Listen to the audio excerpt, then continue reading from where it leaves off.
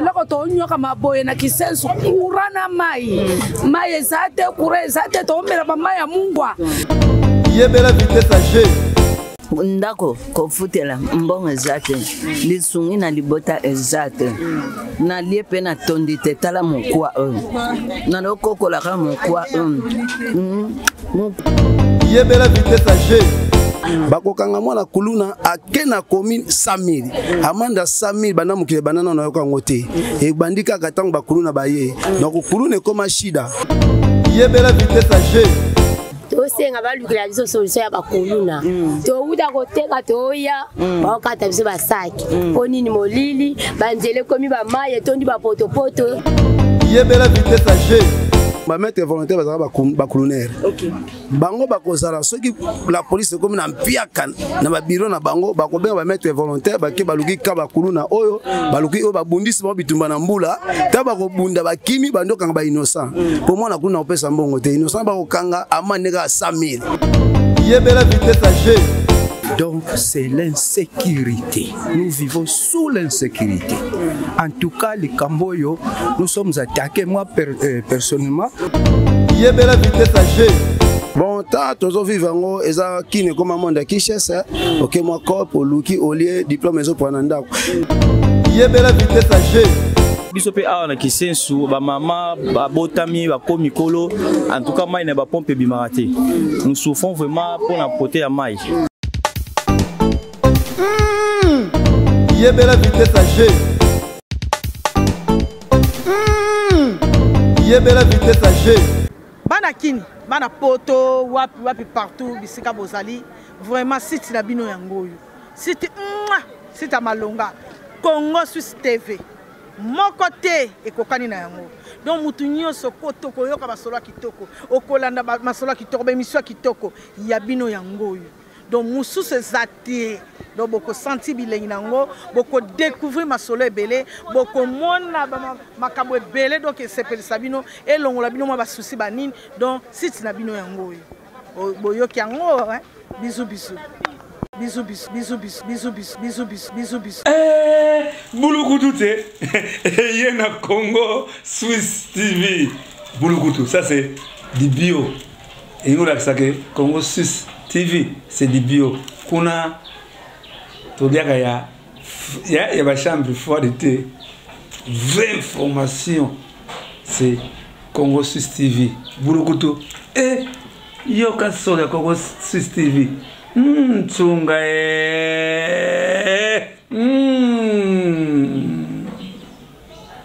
Oui, bana poto, bana bipa union saison bino bolanda biso.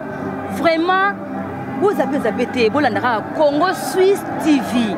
Yango ne peneza masolo ya malunga eza na makambo pene ya malunga na kanti boza décider Congo Suisse TV Congo Suisse TV na gangi bafwe yongo mbio muntu. Très cher internet, na pesi bino mbote partout bisika bozwami boza kolanda biso, na pesi mbote na bato baza kolanda biso depuis poto, na bato balanda biso na Afrique mobimba, na Congo Kinshasa, Congo Brazzaville, na pesi bino mbote mingi na boss Maître John bisiko zali mbote mingi na yo. En tout cas, tozwami awa na kati ya wenze ya Kisensu une petite marché makambo tonze bele awa na kati ya marché na biso kombo nango Diwazi. Toye awa pona koyeba vie sociale na bango awa ezalaka ndenge nini. Tumeka un peu comprendre na Kisensu ba vivara ndenge nini basala ndenge nini po balia. Est-ce que ba mama ya bandunda oyo ba se retrouvera na bandunda na bango ba oteka? Est-ce que ba mama ya mapa, ba mama ya ba épices, ba mama oyo baza koteka ba madesu, baza koteka ba vivre frais, makambo ezebele na kati ya wenzawa. Ba mama makala bazawa tozoyeba lelo soki baza ko se retrouver na kati ya mobongo na bango.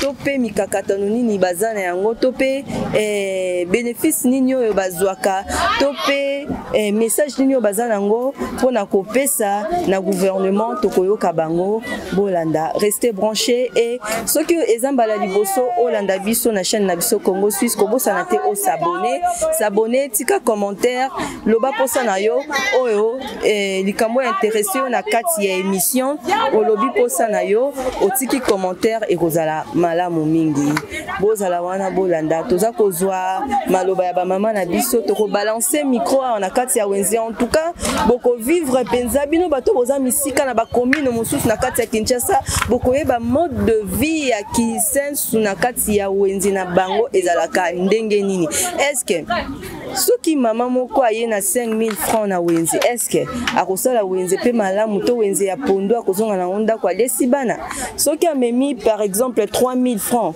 est-ce que 3000 francs wana ekokoka pona kolesa bana soki mama wana aza na 5000 piko na mesa na est-ce que 5000 piko wana akoteka yango ekokoka kofutela bana classe na badolar oyo esi emati toyoka bamama likambo eza ndenge nini awa tolandi tomoni ngai mwa ndunda bakombo nayebi epina oyo matembele sikoyo mama ayebisa biso na mombongo na oza koteka namoni oza mama oza mokolo okoki kovanda jamais olekisa ta na yo sanki ozala na bénéfice to ntina ya likambo oyo yo oyeli awa ovanda oteka ovandi pamba te oza na ntina moko oyo ovandeli awa oteka babiloko oyebisa biso ndenge oza koteka bénéfice na yo ekokaka mpona kolesa ndako to mpe mikakatano nini yo ozalaka nango na kati ya mombongo na yo loba na biso parce que oza suivi epai ya mokonzi ya mboka oza suivi na gouverneur ya mboka na biso Kinshasa oza suivi na poto un peu partout baza kolanda yo loba likambo oza nango na motema kobomba te kobanga pe te loba baza koyoka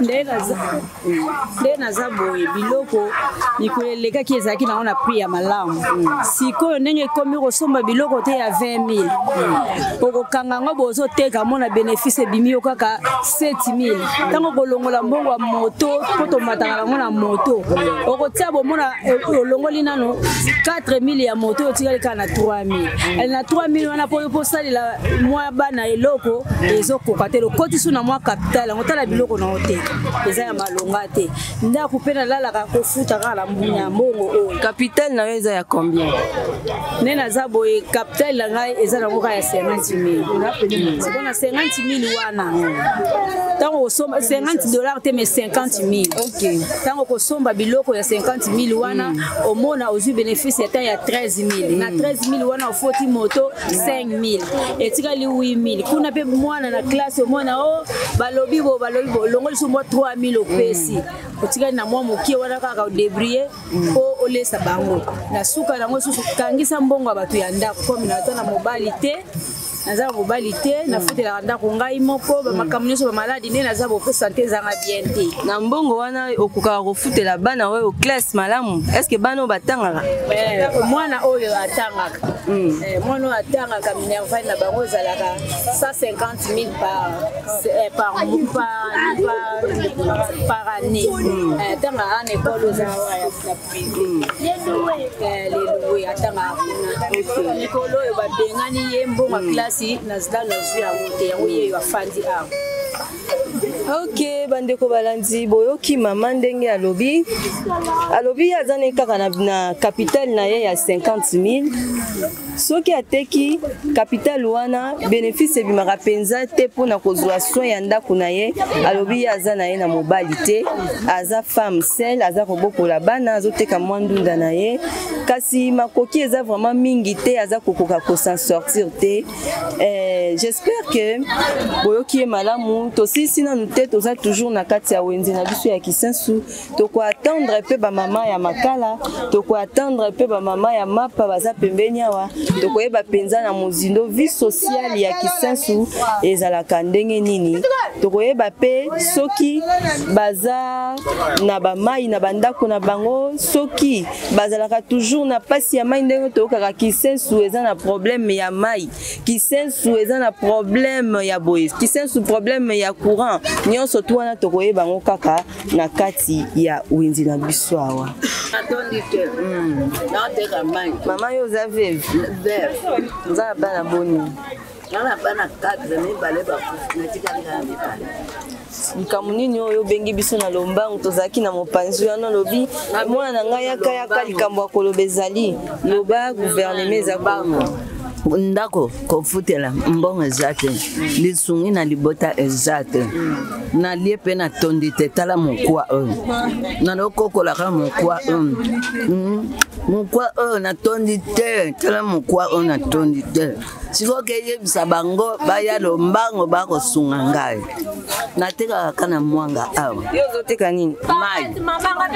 Ozobika kaka na mombongo ya mai oyo? Navivre kaka na mombongo ya mai oyo ngaka na mombongo ya mai oyo.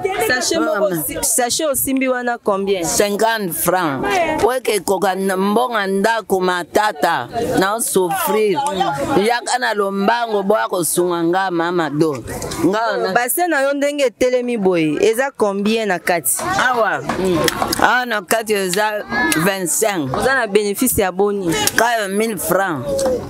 Ya bénéfice ya 1000 francs. Yango vandelia? Na vandelia. Kana bénéfice ya 1000. Banda tongo tipoko ozongi na ndako na 1000 francs. Banda tongo na ozonga ata nzambe alingi ata mwa 2000 mwa 3000.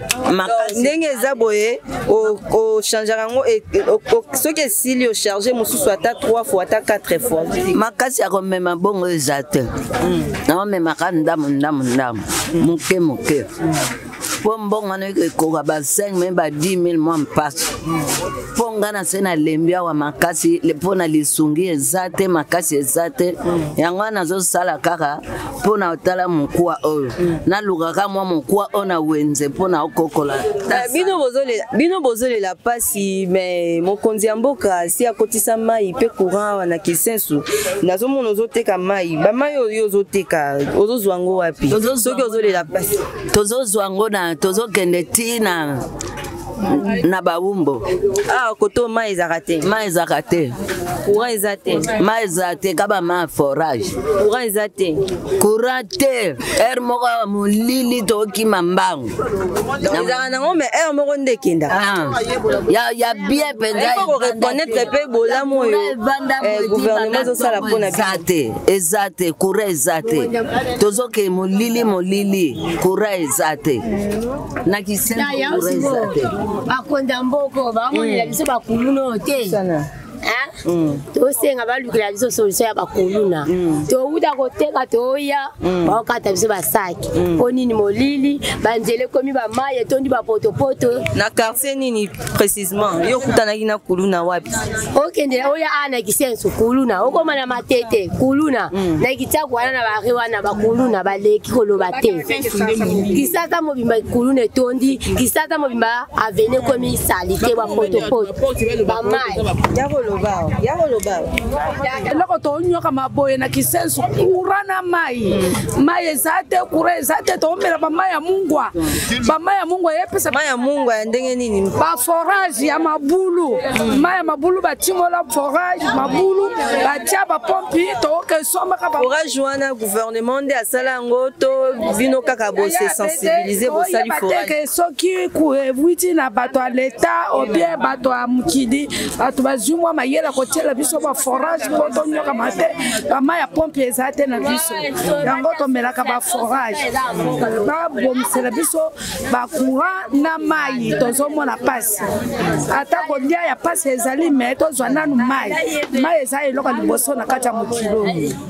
Ok, bandeko balandi boyoki mbela ya bana Kisensu bamama ya Kisensu baleli donc mingi bazobeta sete na likambo ya courant pe likambo ya mai likambo ya insécurité koti mingi na mboka bato baza lisusu na sécurité te okotambola boye na mwa god na yo ndenge na memi boye babendi yo bakati yo sak ou soit soki okutani mpe na kulu na oyo ya motema mabe koleka kati yo pota donc pasi ekoti mingi awa na kati na Kisensu insécurité insupportable donc toza toujours wana tozozwa sikoyo mama na biso aza na nsima juste awa mama na biso ya makala boza komona ndenge azo sala makala na ye tellement que aza na makambo ebele ya koloba oyo esali ye pasi mingi na motema aboyi komimonisa na kamera alobi akoloba ne lisusu te aboyi na ye mpo pasi eleki tokoleka ye mpo tocontinue kote mosusu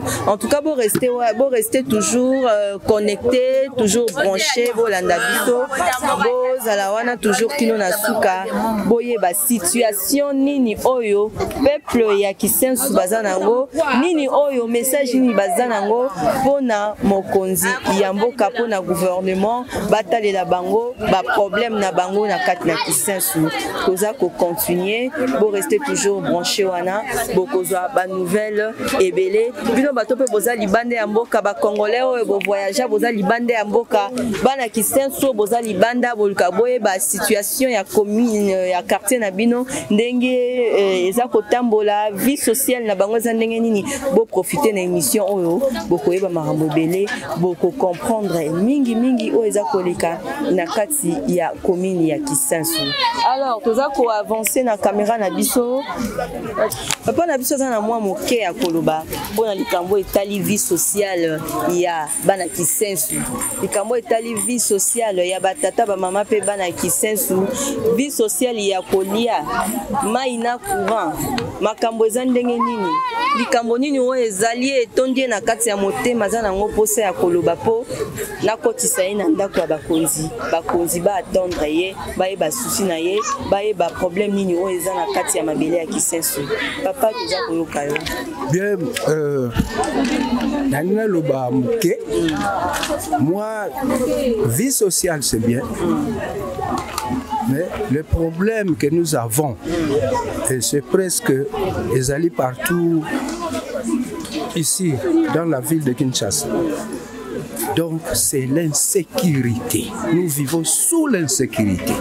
En tout cas, les Camboyo, nous sommes attaqués. Moi, personnellement, il y a 3 mois passés comme ça, nous avons été attaqués par ces phénomènes-là de Koluna. Vous voyez? Donc c'est un problème qui est vraiment très délicat chez nous ici à Kisensu. La vie sociale, ça c'est notre pays, nous savons, ça c'est l'affaire du gouvernement. Là, je ne peux pas intervenir, je ne peux pas rien dire. C'est le gouvernement qui est au sommet qui gouverne notre pays. Là, je ne peux pas dire beaucoup de choses.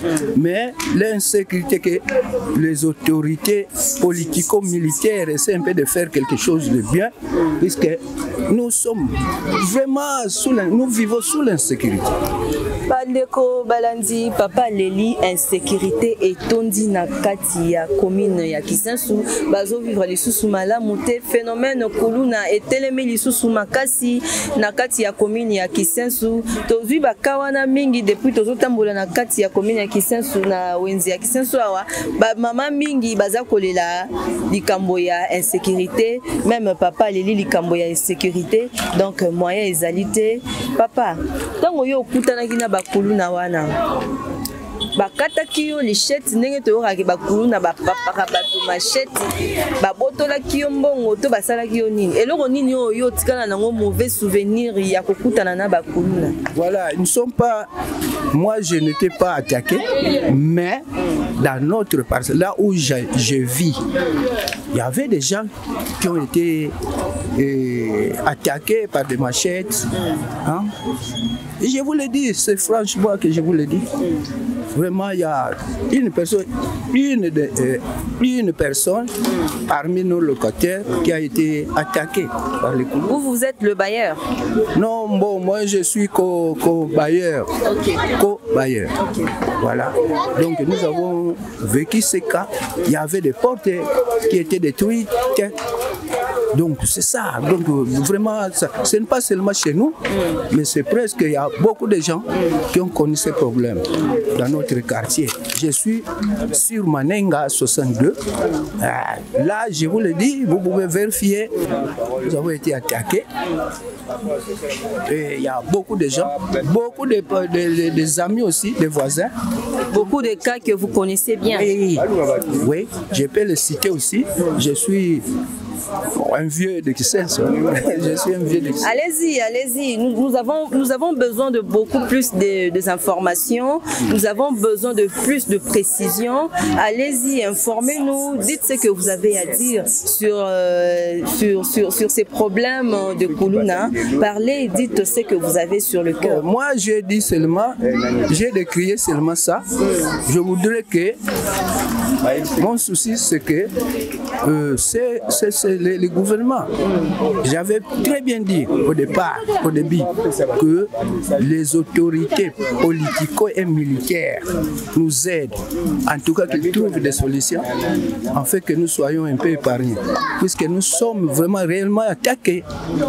Nous vivons, je vous le dis, nous vivons sous l'insécurité. Qu'est-ce que vous proposez au gouvernement par rapport à ce problème de Kuluna? Qu'est-ce que vous proposez? Et le Ronin Bakoyoko Sala pour un phénomène où il y a Kuluna. Est-ce qu'il faut qu'on kangabana wana?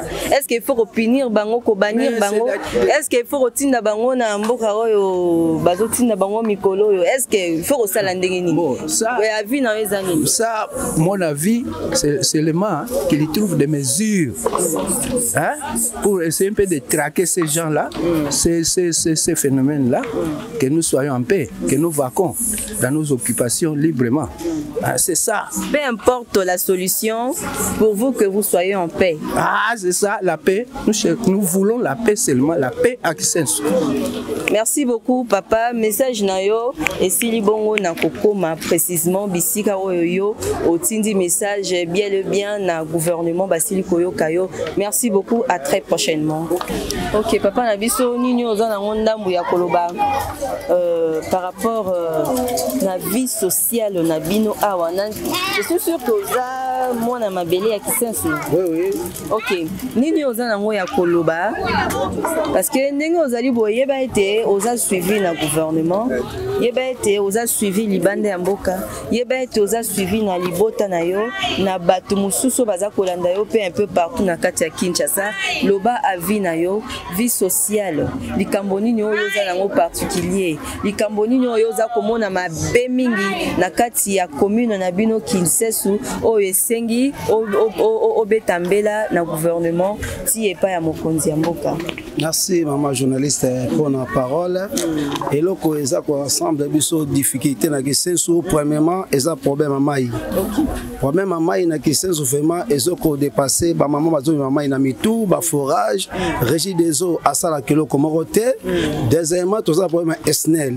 Courant ezala raté. Courant ba kozong sa mokolo moko omona ba yoti no fati élevé. C'est ça na kosenga ba kona mboka surtout kamba courant na mai na Kissenso ba tala ngo malamu. Deuxièmement qui banditisme mais ma casse na commune ya Kissenso nazo comprendre te ezo kosila te pona nini yango na kosenga gouvernement malgré tout ça peut responsabilité ba parents mais gouvernement za mettre la décision à nyonso bakokanga mwana Kuluna akena commune 100 000 amanda 100 000 bana mukile banana na yoka ngote e bandika katango ba Kuluna baye donc Kuluna comme shida soki mbule zo beto ba police shida ya ba Kuluna wana na ba policier to pendengeni shida wana mamolo malamu ba mettre volontaire ba Kulunaire. OK. Bango bakozala soki la police comme na mpiaka na ba bureau na bango bakobenga ba mettre volontaire ba ke baluki ka ba Kuluna oyo baluki oyo babundisi ba bitumba na mbula ta bakobunda bakimi bandoka ba innocent. Pour moi na Kuluna opesa mbongo te innocent bakokanga amaneka 100 000. C'est ça bazo ko même la police azo créer insécurité na commune ya Kissenso. Yango to kosenga soki bakondi bakoyoka ba changer nan ba konzi ya la police ba changer surtout na ba siat na ba sous social ya Kisensu baluka kimia ekota na ville province ya Kisasa tout le monde va changer ba Bukumese oui parce que ba Bukumese pas tu ba ida ki Kisensu te Kisensu ba érosion eza makasi yango na kosenga ba Bukumese batie bata la peli kamba ba érosion ko eza na Kisensu parce que Kisensu zo dinda soki ba bonsi Kisensu te matete ko kufa parce que si matete zo kufa parce que Kisensu eza bena na suivre malamu te Kisensu zo bonga malamu te yango na kosenga ba tenir Kisensu malamu ko ba sauver matete parce que ti matete ne be ba kama yuta na Kisensu mabulu ba Bukumese baye baza makasa ko pesa basaki magetu ba osala nzela bientôt ndenge na yoki avant basala nzela bango ba prévenir pour bambula makasa zo ya surtout mois de décembre o bambule ko za mo belé ya makasa pona etali vie sociale Kisensu OK na vie sociale Kisensu en tout cas premièrement gratuité ça malamu et suis moi nombre ya ba enfant belé banda ko tanga te na Kisensu babandi ko tanga à cause de la gratuité wana vraiment na pesi longo na chef de l'état o etali ba wenze Kisensu za wenze te Kisensu na wenze te basa la tout batunga Kisensu wenze eza lokola référence Kisensu pardon wenze kaka oyo ya muke oyo toyeo yango nde kaka nde wenze na bino ya Kisensu Kisensu aza na biographie ya wenze te Kisensu aza kaka na ba mwa ba kwena ya te kaka soko ke na likya Kisensu basa mwa wenze moka muke en Niger oke na bikanga baza na mwa wenze moka muke na rifla ya ba en Niger bat bateka kati na rai Kisensu aza na wenze moko te l'état tonga ndet batonga matete batonga gambela batonga liberté Kisensu aza na ngote Kisensu baza na poste basa les marché za na parking pour te commune pe et vivre comme peut vivre na ba recette nango waza ba marché à mbila eza wenze te eza ba marché moko zo sauver kaka pour commune peut vivre mais ba wenze minde sati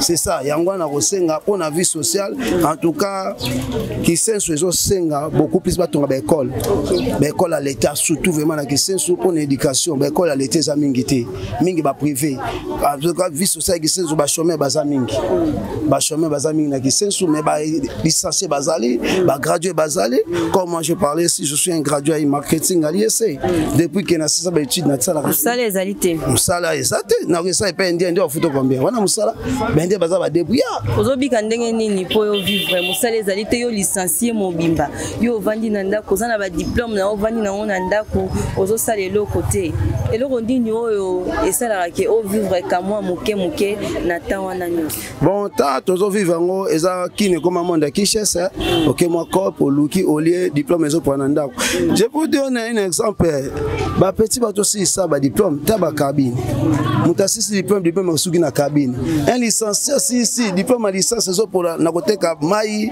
cabine boudin tout ça bazo pousse ba pousse OK pays a bien organisé tant muta aussi sa classe baza bato ba récupérer bango parce que tant que ba kola kabana na ba université ba vous êtes des cadres dans une société mais ba cadre ngo za ka maloba esuka ka tant muta zu papier ki cadre ici nango tango na sita ko moteka mai ko mbetsa Paris Foot compagnie batikela biso Paris Foot na loto tata mukolo manda ko kaza ke musala akiva na Paris Foot na loto wana de compagnie pende batikela biso c'est grave ça oui yo moko bibe ça grave parce que zo pesa to ya ko saksa ba chômage ba mboka bima na tonga ba coin ke na ba Paris Foot mo na mikolo ba mama abeta Paris Foot loto ok ça musala te les autres ça que pays ils ont la pauvreté makasi to za na 90% de pauvreté 10% ba salaka. Ok bandeko balanzi boyoki ndeko mobali ndenge alobi susi na ye kasi tolingi toyeba bakuluna wana tozomona mingi bana oyo baza na moins de 18 ans nde baza kobima na nzela baza kosimba machette. Question nanga ezali boye bana wana babimi na balabala basimbi machette ndenge nini est-ce que eza manque ya étude est-ce que eza manque ya éducation ou ta na éducation de base et pas ya ba parents est-ce que eza nini eloko nini poussa phénomène kuluna et s'appliquer na kati na mboka na biso. Merci maman na sepe na mutuna na yo na kaza ko kozangisa yango kuluna eza ebandi na 2006. OK kuluna ebandaki là moi j'étais étudiant à première graduée à l'IEC kuluna ebandaki na phénomène et ça a peur de m'tabanda kuluna na Congo ba pesa ka machette na ba jeune à l'époque nazo bango bien que de andundu chaleur bon ba promoteur au kabla machette na ba jeune ba longo na ngona université ba kotana ba quartier be ki yo kana kate bando tshaba mbongo bazo machette deuxièmement tango ba jeune ba ko influencer bango o ba tangité parce que tozana 18 à 40 ba études na Congo parce que études des avec moi cher ba para ba sala raté bazana loko le sabana te sko pesa mona ndenge na classe para zo sala te mona otanga ndeni alors que bajeune bazali bajeune il faut qu'on récupère bango davantage bien obi pouvoir être koleka mambo salaki chômage ebanda kala na mboka na biso Congo. Oui, chômage ebanda tanga pillage na 1993 94 to pillage ba compagnie yango chômage yaka na Congo toza honte ya chômage biso mo population pour to sala pillage o ba compagnie tout ezala déjà pillé pillage chômage ezali kamba lelo te eza malheur ya autorité ya mboka tant bazui pouvoir ba kipe pe likambango te yango wana ezoko ça to ya banditisme bano lelo zo mona ba kuluna ba tangi vemate parce que possibilité ezala ki te yango na lobaki ne bandeli eza charge ya gouvernement na ba parents parce que soki bana bazwa ki mo meilleur ko kenemo ba étude ngo mona ba kuluna ba âge à 18 ans te c'est ça et loko donc senga na biba eza na baki ne bandeli eza charge ba parents na gouvernement c'est ça on a baki to ya kuluna ezo mataki pona ko zanga ko tanga ya bana parce que bano batanga na génération so kuluna ezala te parce que tozaka ma chance à kotanga gratuité ezalaka enseignement ezalaka moins cher lelo enseignement tala mutazo sala te mozo futela mwana minerval il y a $300 il y a $250 il y a 200 000 yo to sala kate chômeur okende beleta zo futo 250 000 nyaso ke na minerval la mwana moko bongo mbala otanga ndeni na Congo banga ko otanga na batura zana ya comme na 6 humanité to 6 na opona ye so ya 6 azui diplôme yo bandi kotanga oh ya solo wana oui na Congo banga batanga batu surtout diplôme si kotanga muninga na zozela age zo mata étape ya classe wana peut-être faga bana na maternelle asi a komi na 7 ans a bana na maternelle to ko sauter ba classe wana nyonso yango na biso ke yango ebomi éducation ya bana pe yango zo mona ezobenda to ya banditisme na Congo parce que ba para bazo sala te aucun na classe ko futela mona minerval zali pana nguba te bomoni ya moka pusani boko kale baleki pombongo za muke bino movanda leko pa vandi eloko sala ezate akokendo api akina kwa akomi bandi akomi koiba yango na bakeza charge ya gouvernement na ba para il faut gouvernement azwa makambo serré nga ko nanga na ko senga gratuité enseignement et banda même na primaire tu na 6 humanité et ko kale même to ya kibanditisme wana gouvernement so mwana ke classe te bakangi para mais so te ke para ka misa mbongo pa passe ya kokoso eza moins difficile c'est pour ça na ko senga gouvernement azwa makambo oyo sérieux batala vraiment makambo en tout cas éducation ya bana ya étude bana baza na moka okende classe eza des problèmes ba parents misali ezate manque d'argent manque d'emploi eza mambo belé pour social ezaka kolia te social eza na éducation OK social makasi eza éducation kolia eza moyen zéro mutako na 5 000 mona le mais so mona perte d'éducation sociale ekufi parce que mona na za venir à l'autre na société. Ok, Bandeko Balandi, je vous signale que Tokomi presque cochité na mission Nabiso. En tout cas, bon attendre papa Nabiso ndeko Nabiso ya mobali ndenge aleli ndeko Nabiso soleil ndenge aleli auprès de gouvernement pour na likambo etali phénomène kuluna na kati ya commune ya Kisensu. Tokozwa ndeko mobali moko azalia wa mutu ya suka toyokaye et puis toko clôturer na mission Nabiso pour na lelo. Papa Poussana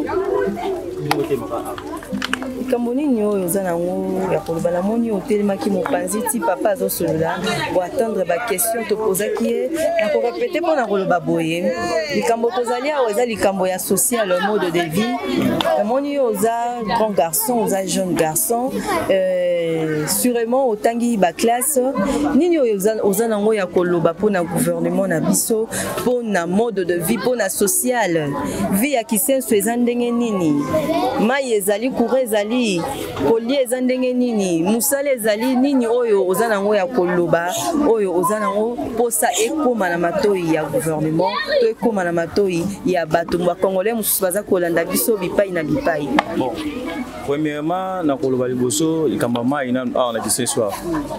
Bon, biso na Kisensu vraiment mai eza vraiment très difficilement.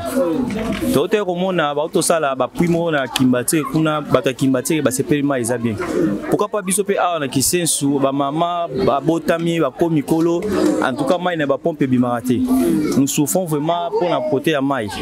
Pour la mai vraiment biso côté ya Kisensu partout. Voire même batundambu boy bazar plein na mai té. Bon biso pe na Kisensu to dans la problème obe ya ba wenze.